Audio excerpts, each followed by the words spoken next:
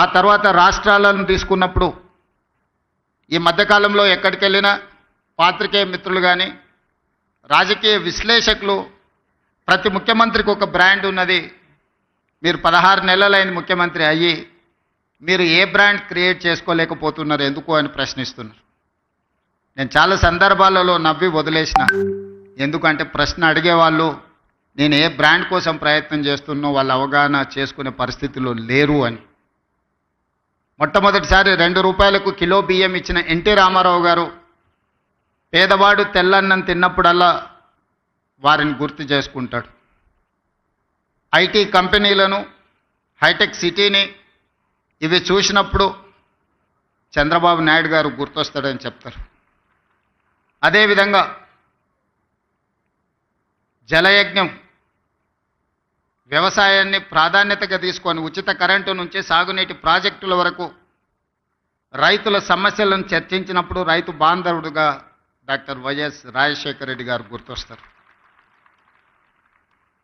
సరే, ఇంకొంతమంది కొన్ని రకాలుగా కొన్ని బ్రాండ్స్ క్లెయిమ్ చేస్తూ ఉంటారు. ఉద్యమకారులమని, తెలంగాణ ప్రదాతలమని. వాళ్ళ గురించి నేను పెద్దగా చర్చించదలుచుకోలేదు. మరి మీరు ఏ బ్రాండ్ లేకుండానే అన్నోటీస్డ్ చీఫ్ మినిస్టర్గా మీరు రావడం పోవడం జరుగుతుందా అని చెప్పి విశ్లేషకులు, శ్రేయోభిలాషులు అడుగుతున్నారు. నేను ఒక మాట చెప్పదలుచుకున్న ఈ వేదిక మీద నుంచి విశ్లేషకులకు, విమర్శకులకు, ఈ రాష్ట్రంలో ఉండే ప్రజలకి, young India is my brand. I wanted to create an brand that is called young India. 1000 సంవత్సరాల చరిత్ర కలిగిన మానవుల కోసం దేశాలు, సరిహద్దులు అనేటివి కృత్రిమంగా మనం సృష్టించుకున్నవే. ఒకప్పుడు రాజ్యాలు ఉన్నప్పుడు బలవంతుడైన రాజు ఆక్రమించుకుంటూ పోతే పెద్ద పెద్ద రాజ్యాలు ఉండేటివి. మళ్ళీ సామంతులు స్వతంత్రం ప్రకటించుకుంటే అవి చిన్న రాజ్యాలుగా మారినాయి. రాజ్యాల సరిహద్దులు మనం సృష్టించుకునే. ఈరోజు వీసా విధానం ఒకప్పుడు పాకిస్తాన్, ఆఫ్ఘనిస్తాన్ వరకు అఖండ్ భారత్.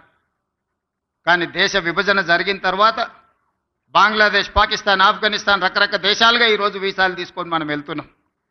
ఈ సరిహద్దులు అన్నీ కూడా మనం కృత్రిమంగా సృష్టించుకున్న సరిహద్దులే, మానవులు తయారు చేసుకున్న సరిహద్దులు. కానీ వీళ్ళందరికీ అవసరమైన అవసరాలు ఏమి? వీటి మీద ప్రత్యేకమైన దృష్టి పెట్టాల్సిన అవసరం పాలకుల మీద ఉన్నది. అది రాజ్యాలు కావచ్చు, స్వతంత్ర భారతదేశం కావచ్చు. భారతదేశానికి స్వతంత్రం వచ్చి 75 సంవత్సరాలు పూర్తి చేసుకున్నామంటే this is one of the youngest country in the world. స్వతంత్ర భారతదేశంగా 75 సంవత్సరాలు అనేది చాలా చిన్నది.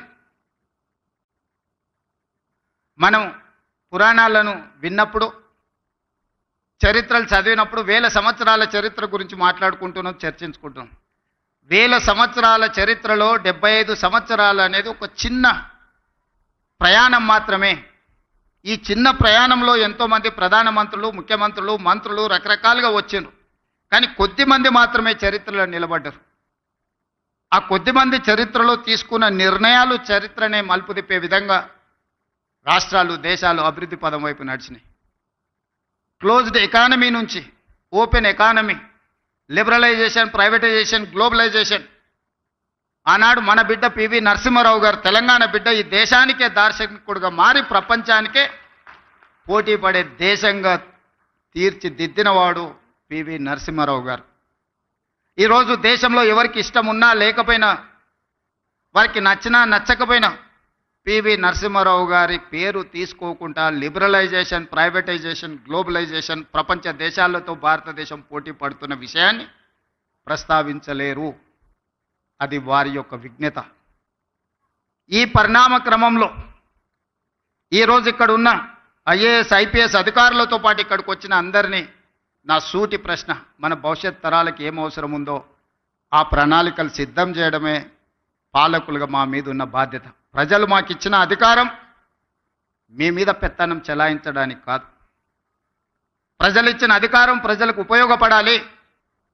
ప్రజల శ్రేయస్సు కోసం మేము విధి విధానాలను సృష్టించాలి. ఆ విధి విధానాలు భవిష్యత్ తరాలకు ఉపయోగపడాలన్న ఆలోచనే మా ప్రభుత్వం యొక్క ఆలోచన, ప్రజాపాలన యొక్క విధానం అని చెప్పి నేను ఈ సందర్భంగా చెప్పదలుచుకున్నాను. అందుకే ఈరోజు ఒక్కొక్కరికి ఒక బ్రాండ్ ఉంది అనేది అయితే అంటున్నారు. ఈరోజు నా బ్రాండ్ యంగ్ ఇండియా. అందుకే ఈరోజు యంగ్ ఇండియా స్కిల్స్ యూనివర్సిటీని మనం మొదలు పెట్టుకున్నాం. యంగ్ ఇండియా స్పోర్ట్స్ యూనివర్సిటీని మనం మొదలు పెట్టుకుంటున్నాం. యంగ్ ఇండియా స్పోర్ట్స్ అకాడమీని మనం మొదలు పెట్టుకుంటున్నాం. నేను సౌత్ కొరియా విజిట్ చేసిన ఈ మధ్యకాలంలో మా మిత్రుడు శ్రీధర్ బాబు గారితో. హార్డ్లీ ఆ దేశం యొక్క జనాభా 10 to 12 మిలియన్స్. అంటే ఒక మన హైదరాబాద్లో ఎంత జనాభా ఉన్నారో ఆ దేశం మొత్తం జనాభా 1,20,00,000 మంది. కానీ ఒలింపిక్స్లో 32 మెడల్స్ వచ్చినాయి వాళ్ళకు. భారతదేశానికి గోల్డ్ మెడల్ గుండు 0. 140 కోట్ల జనాభా ఉన్న భారతదేశం ఒలింపిక్స్లో ఒక గోల్డ్ మెడల్ కూడా తేలేదు అని అంటే ఈ దేశం నిజంగా నిశితంగా ఆలోచన చేయాల్సిన అవసరం ఉన్నదా లేదా ఈరోజు పాలకులు ఆలోచన చేయాలి. ఒక చిన్న దేశం. నేను అక్కడ సౌత్ కొరియన్ స్పోర్ట్స్ యూనివర్సిటీ ఒక 30 acres క్యాంపస్, జస్ట్ ఆ స్పోర్ట్స్ అకాడమీని నేను చూడడానికి వెళ్తే అక్కడ ఒక అమ్మాయి కలిసింది నాకు.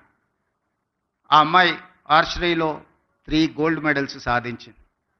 ఒక కాలేజ్ కిడ్ ఆ దేశం యొక్క ప్రతిష్ట 3 బంగారు పతకాలు సాధించి సౌత్ కొరియాను ప్రపంచ పటంలోనే గొప్పగా నించోబెట్టినప్పుడు 140 కోట్ల జనాభా ఉన్న ఈ దేశం ఒక గోల్డ్ మెడల్ సాధించలేదు అని అంటే నిజంగా ఈరోజు మనం ఏ ప్రణాళికల మీద ఆలోచన చేయాలనో మనందరం విశ్లేషించుకోవాల్సిన అవసరం ఉన్నది. ఇవాళ ఫీ రియంబర్స్మెంట్ ఇతర పథకాలు లేకపోతే మన ఆర్థిక స్తోమత పెరగడం వల్ల తల్లిదండ్రులకు పిల్లల యొక్క విద్య మీద ప్రత్యేకమైన దృష్టి సారించడం వల్ల మన స్పెండింగ్ కెపాసిటీస్ పెరిగినాయి. లేదా మన ఆదాయాన్ని మొత్తం పిల్లల చదువుల కోసమే పెడుతున్నాం. కానీ చదువుకున్న పిల్లలకు చదువుకు తగ్గ ఉద్యోగము వృత్తి నైపుణ్యం ఉన్నదా అంటే లేదు. There is an gap between demand and supply. ఈరోజు ప్రతి సంవత్సరం మన దగ్గర ఉన్న 175 ఇంజనీరింగ్ కాలేజీల నుంచి 1,10,000 మంది ఇంజనీరింగ్ గ్రాడ్యుయేట్లను తెలంగాణ రాష్ట్రం ఉత్పత్తి చేస్తుంది. ఇందులో నాణ్యత ఎంత అని అంటే ఎవరి దగ్గర దీనికి జవాబు లేదు. Just like that engineering graduate పట్టా తీసుకొని వస్తే వాళ్ళ తల్లిదండ్రులు పాపం గ్రామీణ ప్రాంతాలలో మా పిల్లవాడు ఇంజనీరింగ్ చదువుకున్నాడు. ముఖ్యంగా నా నియోజకవర్గం నుంచి పేదవాళ్ళు వస్తుంటారు, సార్ నువ్వు ముఖ్యమంత్రి గారివి ఎలాంటి పెద్ద కంపెనీలకు చెప్తే మా పిల్లోడికి ఉద్యోగం వస్తుంది.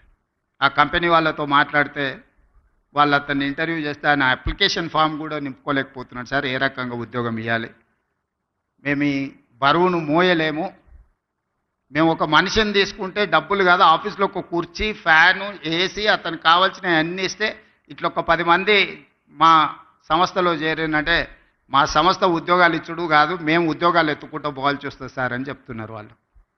అందుకే ఈరోజు ఆలోచన చేసి 1,10,000 మంది ఇంజనీరింగ్ గ్రాడ్యుయేట్లను ప్రతి సంవత్సరం తయారు చేస్తున్న తెలంగాణ రాష్ట్రం వాళ్ళకి సాంకేతిక నైపుణ్యం నేర్పించాలి. ప్రపంచ దేశాలలో ముఖ్యంగా మిడిల్ ఈస్ట్ కంట్రీస్లో డెవలప్డ్ కంట్రీస్లో కూడా చాలా ఆపర్చునిటీస్ ఉన్నాయి. కానీ డిమాండ్ సప్లైలో ఉన్న గ్యాప్తో మనం ఏం చేసుకోలేకపోతున్నాం. అందుకే ఆ గ్యాప్ను ఫిల్ చేయడానికి డిమాండ్ అండ్ సప్లైలో ఒక బ్రిడ్జ్ బిల్డ్ చేయడానికి యంగ్ ఇండియా స్కిల్స్ యూనివర్సిటీని మనం ప్రారంభించుకున్నాం. Young India Skills University public private partnership ఈ దేశంలోనే ఒక బెస్ట్ యూనివర్సిటీని తయారు చేయాలని మన నిర్ణయం తీసుకొని ఆ యూనివర్సిటీకి మహేంద్ర అండ్ మహేంద్ర కంపెనీస్ మీకు అందరికి తెలుసు. ఈరోజు రోడ్ల మీద ప్రతి 4 వెహికల్స్లలో ఒక వెహికల్ మహేంద్ర వెహికల్ ఉంటాయి. ఆ గ్రూప్ ఆఫ్ కంపెనీస్ చైర్మన్ మన young India Skills university chairperson. ఒక ప్రైవేట్ కార్పొరేట్ కంపెనీ దిగ్గజాన్ని రాష్ట్ర ప్రభుత్వం ఒప్పించి మన తెలంగాణ రాష్ట్ర ప్రభుత్వం ప్రారంభించుకున్న యంగ్